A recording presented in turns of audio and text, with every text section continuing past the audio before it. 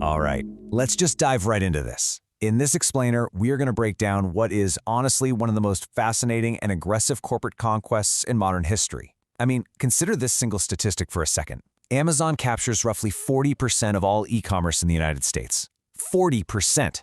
But it goes so much deeper than retail. Through Amazon Web Services, they literally power a massive chunk of the active internet. They are in our living rooms, our logistics chains, our data centers, the whole shebang. When we talk about Amazon, we aren't just talking about a company that sells stuff online anymore. We're talking about a complete, fundamental restructuring of how global commerce actually operates. So, buckle up, because we're about to decode the DNA of their success and understand exactly how this massive expansion was engineered right from the ground up. You know, it's incredibly easy to look at the sprawling, massive ecosystem of Amazon today and just see chaos, right? You've got streaming entertainment sitting right next to cloud computing, which sits next to grocery delivery and third-party logistics. To an outsider, it looks totally overwhelming. But beneath all of it, driving every single expansion, is one unified, highly focused strategy. It absolutely did not happen by accident, and it didn't happen through some random streak of lucky business moves. It all traces back to one singular, compounding strategy. One master blueprint. Everything, from buying out Whole Foods to the invention of Alexa, stems from this core philosophy. It's a plan specifically designed to lock in customer loyalty while at the exact same time massively expanding the company's infrastructural moat. Which brings us to the most important question we can ask. So, what exactly is this blueprint?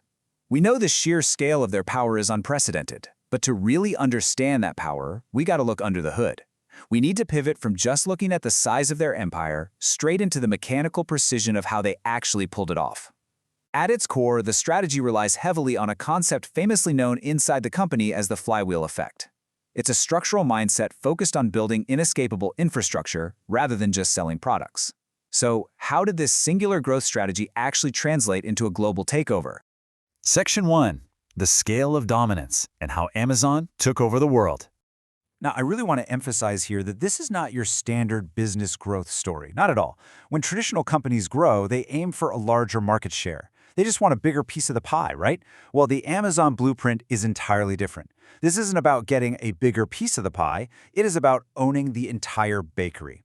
It's a fundamental redefinition of market power. To really wrap your head around this, just look at AWS, Amazon Web Services. AWS provides the underlying cloud computing infrastructure for millions of active customers, and that actually includes some of Amazon's own direct competitors in the streaming space. Or think about Fulfillment by Amazon, where independent sellers literally pay Amazon to store, pack, and ship their goods. Amazon didn't just play the retail game better than anyone else. They became the underlying infrastructure.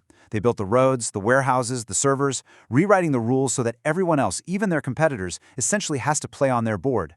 Moving into Section 2, unpacking the blueprint and the growth strategy explained. Okay, so the architectural precision of this master plan is built on this continuous self-feeding loop. Step 1 is the formulation of the blueprint, that overarching vision of total customer obsession. Step 2 activates the growth strategy. And Step 3 results in global dominance. But here is the absolute genius of the mechanics. Lower prices lead to more customer visits, right? More customers then attract more third-party sellers to the site. That expands the massive scale of the operation, which in turn lowers fixed costs. And what do they do with those lower costs? They feed it right back into lowering prices again. It's just a relentless, compounding cycle. Then, you throw Amazon Prime into the mix and you introduce the sunk cost fallacy. Think about it. Once a consumer pays for Prime, they're highly motivated to buy exclusively from Amazon just to justify that membership fee. This market capture locks consumers into the ecosystem, forcing sellers to go where the buyers are, which just fuels even further dominance. Now, traditional business growth has limitations, mostly because it's linear. It's bound by the expectations of immediate profit. A traditional retailer has to worry about quarterly earnings. They sell a product, make a profit, and reinvest a portion to reach, slightly more customers next year. But the Amazon blueprint completely shatters those limitations by fundamentally ignoring short-term profits. For nearly 2 decades, Amazon operated at near zero margins. They poured every single dollar of revenue back into building an insurmountable logistical moat. And Wall Street just let them play a completely different game. Where a normal business sees a boundary because expanding would hurt this quarter's margins, the blueprint just sees a new sector to absorb for long-term control. This absolute sacrifice of short-term comfort to build undeniable, long-term infrastructure, that is exactly why they won. Section 3. Taking over the world. The final reality. The really crucial takeaway here is that this specific growth strategy was never just about competing with other retailers. I mean, competing implies a level playing field, doesn't it? The ecosystem was built to be so comprehensive, so incredibly convenient, and so heavily integrated into our daily routines that competition essentially becomes irrelevant. Amazon isn't really a retailer anymore. It operates much more like the utility company of the 21st century, which leaves us staring at a pretty profound reality.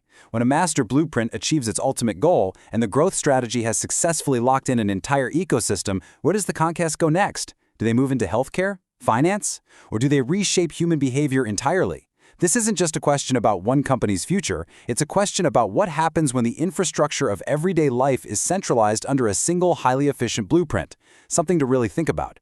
Thanks for joining me on this explainer, and I will catch you next time.